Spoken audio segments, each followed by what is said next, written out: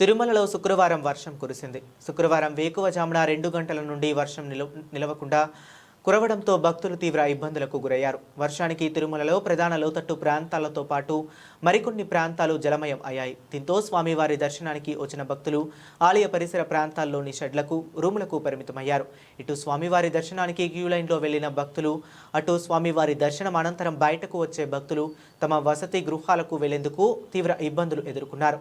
మరోపక్క చంటి బిడ్డలు, వారి తల్లిదండ్రులతో పాటు వయోవృద్ధులు ఇబ్బందులు ఎదుర్కోవాల్సి వచ్చింది. ఇంకో పక్క శ్రీవారి దర్శనం అనంతరం తిరుమలలో పుణ్యక్షేత్రాలు సందర్శించేందుకు వెళ్లిన ప్రకృతి ప్రేమికులు తిరుమల వాతావరణాన్ని ఆస్వాదిస్తున్నారు. అలాగే ఘాట్ రోడ్డులోని కొండ చర్యలు విరిగి పడకుండా తగు జాగ్రత్తలు తీసుకుని భక్తులను అప్రమత్తం చేస్తుంది టీటీడీ.